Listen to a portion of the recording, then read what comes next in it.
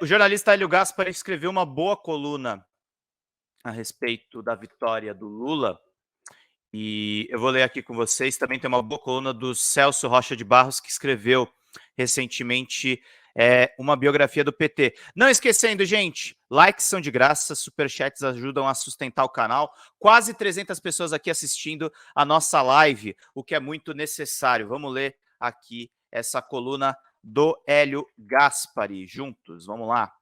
O Bolsonaro ficou fora da curva. O Brasil é um só, mas ele está dividido. Lula já mostrou que sabe agregar e os luminares do Centrão sabem agregar-se. Já Bolsonaro, com seu silêncio dominical, confirmou o que já se sabia desde janeiro de 2019, quando chegou ao Planalto. O figurino das instituições democráticas assenta-lhe mal.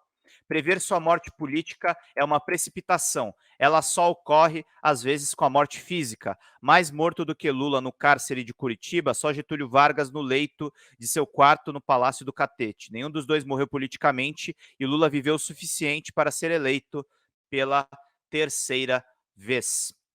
Deve-se buscar o Bolsonaro do futuro no inexpressível capitão da política do Rio de Janeiro. Ele foi eleito em 2018 por muitos fatores, um deles foi a soberba petista diante das denúncias de corrupção. Aí é o Hélio sendo o lavajatista de sempre, né? Mas ele escreve razoavelmente bem. Deve-se lembrar que o candidato petista Fernando Haddad dizia que, se eleito, teria um conselheiro em Lula preso em Curitiba. A coligação alimentada pelo sentimento antipetista elegeu-o. 4 anos depois, Bolsonaro tornou-a minoritária, porém robusta. Bolsonaro não é Floriano Peixoto e nem Carlos Lacerda. Ambos foram grandes personagens da República. Um não passou a cargo ao seu sucessor, Prudente de Moraes. Aspas minha aqui. Eu entendo a colocação do Hélio, mas o Bolsonaro é mais perigoso e mais popular do que Carlos Lacerda ou Floriano Peixoto, tá? Sobretudo numa era de redes sociais. A popularidade que o Bolsonaro atingiu é uma popularidade que nenhuma figura de direita teve antes na história, por conta das redes sociais. Não estou aqui enaltecendo o Bolsonaro, eu estou falando do perigo que ele é, e ele continua sendo, mesmo derrotado pelo Lula. Colaboradores de Carlos Lacerda puseram sujeira nas gavetas do Palácio do Guanabara.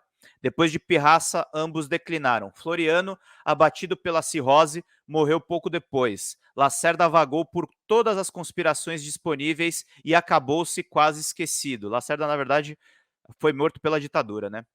O sentimento que elegeu Bolsonaro em 2018 produziu 2 quadros. Um é Tarcísio Gomes de Freitas, eleito governador de São Paulo. A sua ida para o Ministério da Infraestrutura sinaliza um daqueles momentos em que o governo Bolsonaro poderia ter sido diferente.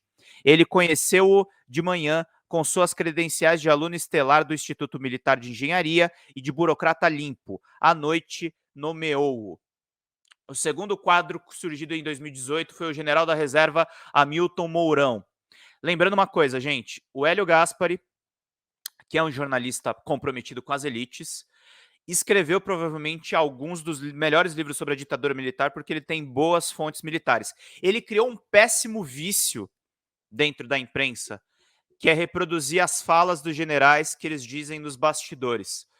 Mas quando ele fala do Mourão, ele tem um certo, digamos assim, lugar de fala. O Mourão saiu grande porque o Mourão, inclusive, foi falar com o Geraldo Alckmin já para acertar a transição, se antecipando ao próprio Jair Bolsonaro e se antecipando ao próprio Ciro Nogueira. O Ciro Nogueira também está acertando a transição pelo Centrão. Mourão tornou-se vice-presidente e foi escanteado por Bolsonaro a partir de futricas pretorianas. Vale lembrar que Mourão foi buscar seus votos no Rio Grande do Sul, a 1.500 quilômetros das companhias bolsonaristas do Rio de Janeiro. Tarcísio de Freitas e Mourão reconheceram a vitória de Lula e se afastaram do bolsonarismo tóxico, golpista e primitivo. Olha aí a capa dos jornais internacionais como o Le Monde, falando da vitória do Lula. Segue o Hélio Gaspari. Quando o Lula diz que o Brasil é um só, enuncia uma frase bonita e felizmente pacificadora, mas os números mostram que a divisão está aí há tempo. Pode-se entender a força de Lula no Nordeste pela sua identificação sincera com os pobres. Entender o mapa eleitoral dos municípios no interior de São Paulo é outra história. Neles, Haddad foi batido. Pior, de maneira geral, o PT lá nunca prevaleceu. Na história da direita brasileira, o mais provável é que Bolsonaro venha a ser um infeliz ponto fora da curva, que é o que eu acabei falando para vocês. O Hélio Gaspari tem esse costume de comparar com figuras históricas, mas o Bolsonaro é muito maior do que Floriano Peixoto e Carlos Lacerda em termos de importância política, porque ele é um cara que prega golpe de Estado e foi eleito. Ele tem essa contradição que é ululante praticamente.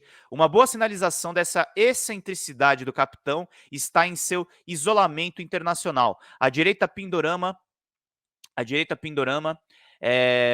deixa eu pegar aqui, a direita Pindorama de Pindorama sempre foi ajudada pelo seu cosmopolitismo. Dois presidentes americanos, John Kennedy e Lyndon Johnson, ambos do Partido Democrata, sopraram as brasas do fogaréu de 64. Lula foi felicitado por Joe Biden e só o esperto tatarana Steve Bannon disse que a eleição foi fraudada. Bom resumo do Hélio, com todos os vícios do Hélio Gaspari, aqui na Folha de São Paulo. Bolsonaro ficou fora da curva nessas eleições e é essa situação que a gente está acompanhando com